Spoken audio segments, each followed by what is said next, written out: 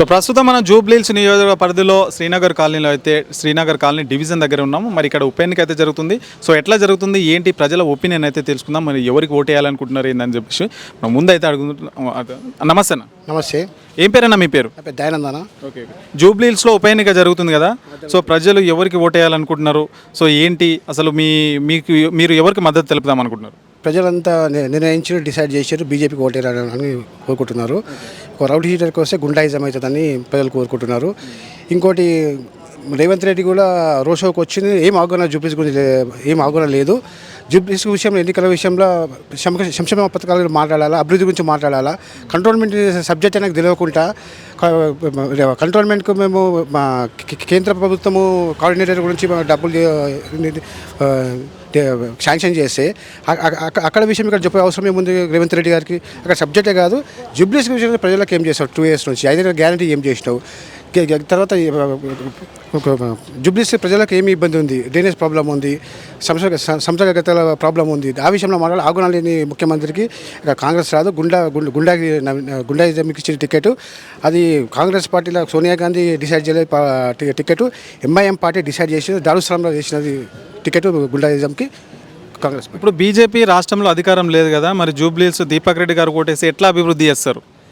మేము ఈ టార్గెట్ ఏంటంటే మేము జూబ్లీస్ గెలిస్తే రాబోయే ఎన్నికల్లో మా అదొక టార్గెట్ సెంటిమెంటు అధికారం మేము వస్తాం. భారతీయ జనతా పార్టీ అధికారం వస్తాం మేము. దాంట్లో మేము ప్రచంగా కార్యకర్తలు బాగా ప్రచారం చేస్తున్నాము. వాళ్ళు భయప్రాంతాలుగా మా ప్రచారం చూడలేక బాధ ఊరలేక ఓటుకు 5,000 రూపాయలు కూడా వాళ్ళు గుండాయిజం చేసుకుంటా ఓటర్ని కొనుక్కుంటారు వాళ్ళు. సో ఇక్కడ ఎట్లాంటి సమస్యలు ఉన్నాయి నియోజకవర్గంలో, ఎట్లాంటి సమస్యలు ఉన్నాయి అసలు? రోడ్ విషయం చాలా సమస్య ఉంది. ఎక్కడక్కడ జూబ్లీస్లో ఎక్కడ చూస్తే అక్కడ డ్రైనేజ్ లీకేజ్ ఉన్నది, చాలా ఇబ్బంది ఉంది. అధికారం ఉన్న గోపీనాథ్ కూడా ఏం అభివృద్ధి చేయలేదు, ఒక డ్రైనేజ్ విషయం చేయలేడు. తర్వాత రేవంత్ రెడ్డి అధికారం వచ్చినా కూడా ఏ ఒక అభివృద్ధి కూడా చేయలేడు. కానీ మాయమాటలు చెప్పుకుంటా అధికారం వచ్చిన రేవంత్ రెడ్డి ఇక్కడ. రైట్ అన్న, థ్యాంక్స్. సో మాట్లాడదాం. జూబ్లీహిల్స్ ఉప ఎన్నిక ఏం జరగబోతుంది? నవంబర్ 11 తారీఖు అయితే మనకు అయితే పోలింగ్ జరగనుంది. సో ఏం జరుగుతుందంటే పబ్లిక్ ఒపీనియన్ అయితే తెలుసుకుందాం. సో నమస్తే అండి. నమస్తే అండి. ఏం పేరేనా మీకు? సతీష్ కుమార్ యాదవ్. సో ఎట్లా జరుగుతుంది జూబ్లీహిల్స్ ఉప ఎన్నిక? 3 ప్రధాన పార్టీలు ఏవైతే ఉన్నాయో వాళ్ళందరూ కూడా పోటీలో ఉన్నారు. నవీన్ యాదవ్ కావచ్చు, మాగంటి సునీత కావచ్చు, బీజేపీ నుంచి లంకల దీపక్ రెడ్డి గారు ఉన్నారు. సో ఎట్లా జరుగుతుంది? నువ్వు జూబ్లీహిల్స్ కాన్స్టిట్యూన్సీ ప్రజలు ఏమనుకుంటున్నారు అసలు?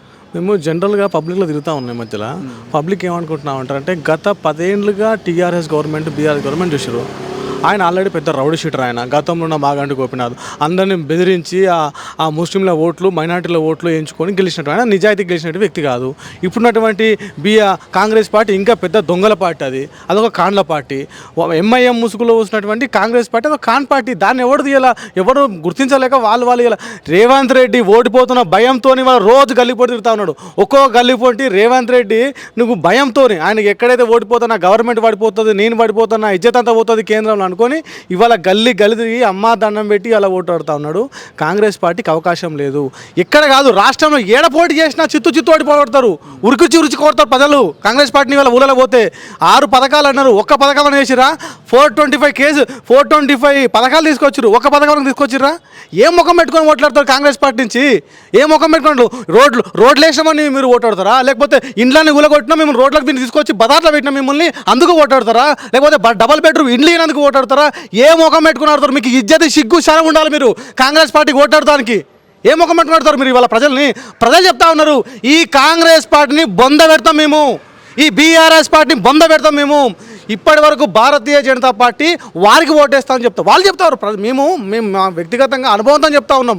ఇక్కడ ఖచ్చితంగా భారతీయ జనతా పార్టీ కమలం పువ్వుకు ఓటేస్తారు. ఎందుకు ఓటేస్తారంటే ఎంతో అంతో ఇక్కడ కిషన్ రెడ్డి గారు ఎంపీగా ఉండి ఆయన ఫండ్స్ తీసుకొచ్చి ఇవాళ ఈ రోడ్డు ఉందా, ఇప్పుడు మీరు నిలబడ్డ రోడ్డు కూడా స్టేట్ గవర్నమెంట్ రోడ్డు కాదండి, సెంట్రల్ గవర్నమెంట్ నుంచి తీసుకొచ్చిన రోడ్డు. ఈ లైట్ ఉందా, ఈ లైట్ కూడా కేంద్ర ప్రభుత్వం తీసుకొచ్చిన లైటు. ఇవాళ లైట్లు కేంద్ర ప్రభుత్వం వచ్చినాయి, రోడ్లు కేంద్ర ప్రభుత్వం వచ్చింది. మీరు ఏం చేసిరని మీరు ఓటాడుతారు? మీరు పోనీ మీకు ఇది చేసినాం, ఈ కమిటీలు కట్టించినాము, లేకపోతే ఈ రోడ్లు వేసినాము, లేకపోతే ఇది చేసినాము, అది చేసినామని అని చెప్పాలి కదా. మీరు ఏం చేసి చెప్పు. అరే పహల్గామ్లో జరిగినటువంటి దాడిని తీసుకొచ్చి ఇట మాట్లాడతాడు. సిగ్గుందా రేవంత్ రెడ్డి?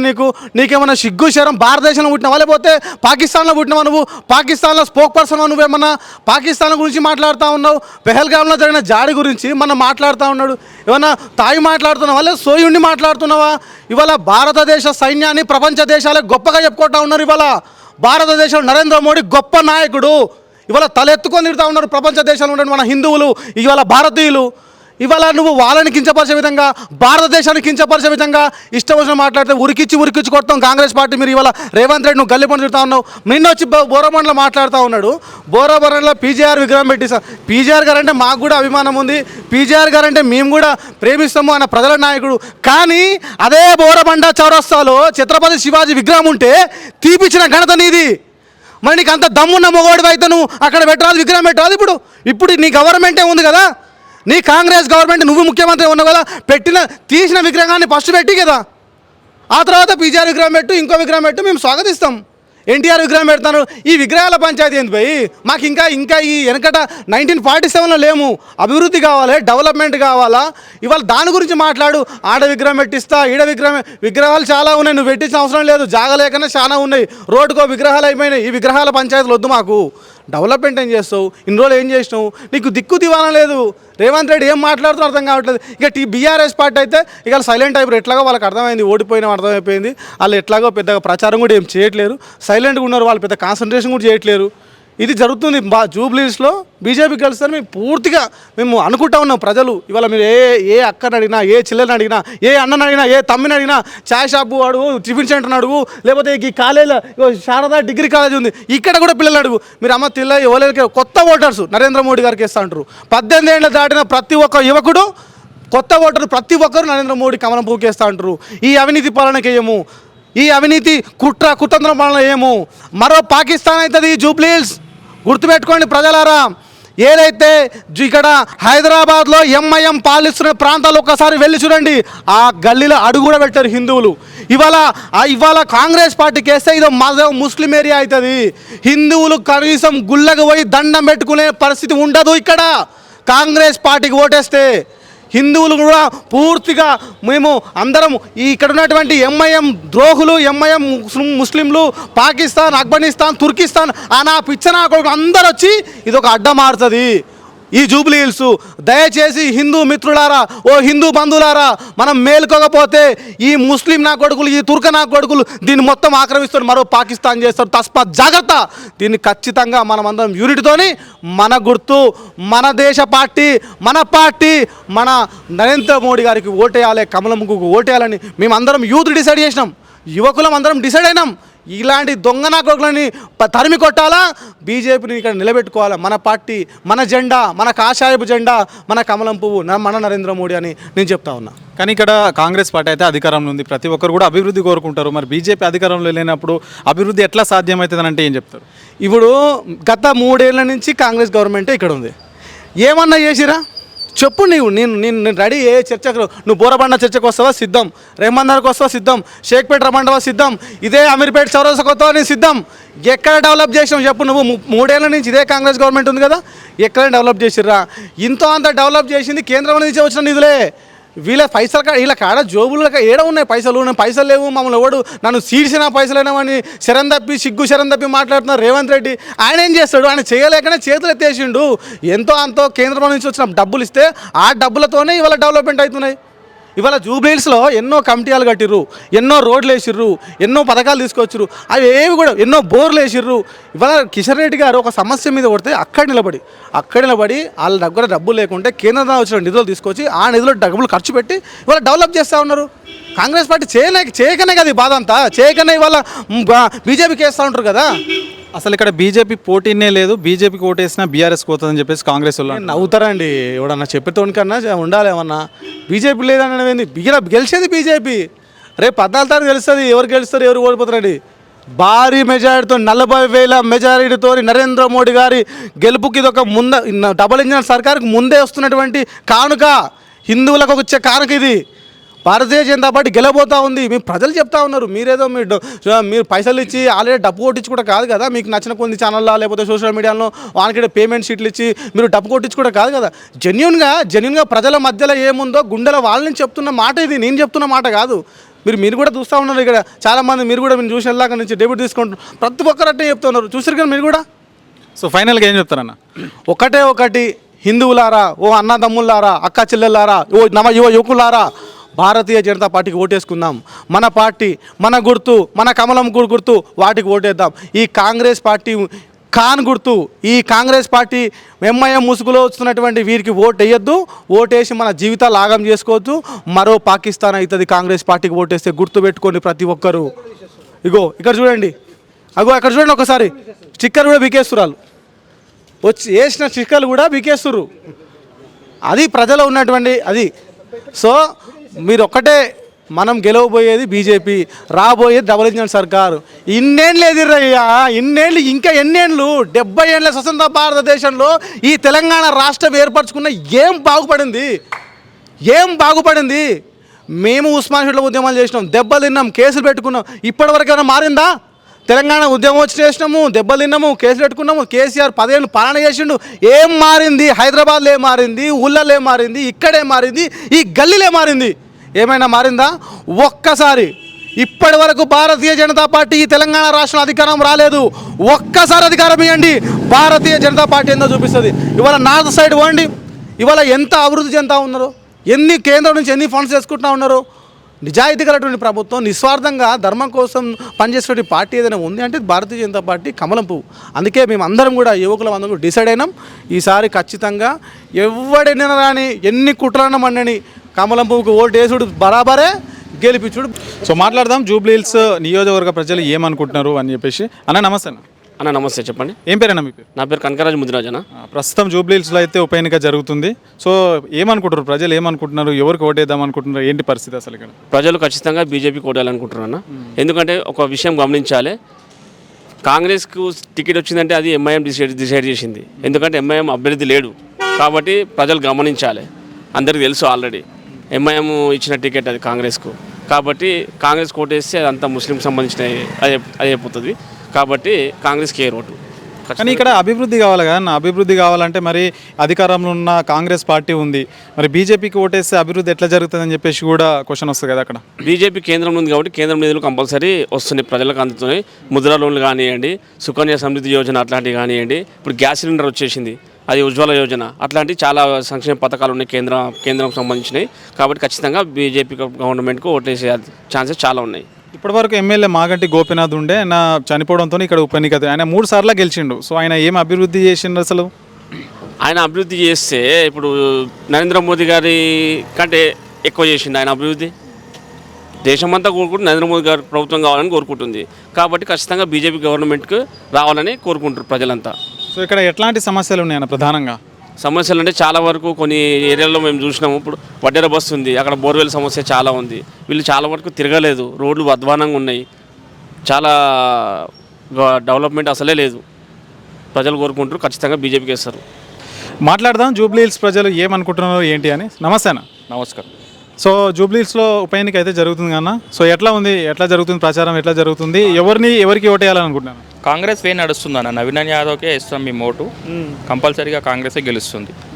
యాక్చువల్గా ఇది కాంగ్రెస్ కంచుకోట జూబ్లీ హిల్స్ అనేది. పీజీఆర్ ఉన్నప్పటి నుంచి డెవలప్ చేసింది పీజీఆర్ గారే, చేసింది మొత్తం అదే. మాగంటి గారు చేసేరు అనేసి ఓన్లీ వాళ్ళ కార్యకర్తలకు వాళ్ళకి చేసుకున్నారు. దానివల్ల ఇక్కడ కాంగ్రెస్ వేవ్ నడుస్తుంది. నవీనన్న భారీ మెజార్టీతో గెలవబోతున్నారు. గతంలో 3 సార్లు ఉన్నారు కదా, మరి మాగంటి గోపీనాథ్ గారు అతను ఏమీ చేయలేదా? 3 సార్లు ఉన్నారన్న. ఏం చేసారు? ఏం చేయలే. ఓన్లీ కార్యకర్తలకు చేసుకున్నాడు. ఆడవాళ్ళకు ప్లాస్టిక్ డబ్బాలు, చీరలు ఇచ్చేసి ప్రచారం చేసుకున్నాడు అంతే.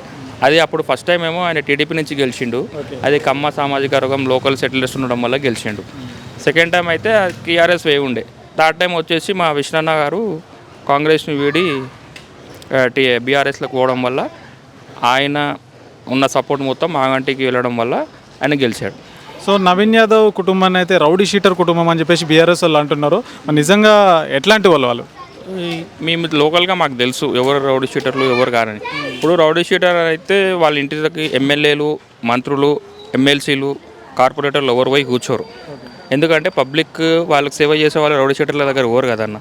అట్లాంటి వాళ్ళు చాలామంది ఎమ్మెల్యేలు, ఎంపీలు అయిన వాళ్ళందరూ ఆయనతోనే అయ్యారు. ఆయన చాలా సపోర్ట్ చేసుకున్నారు.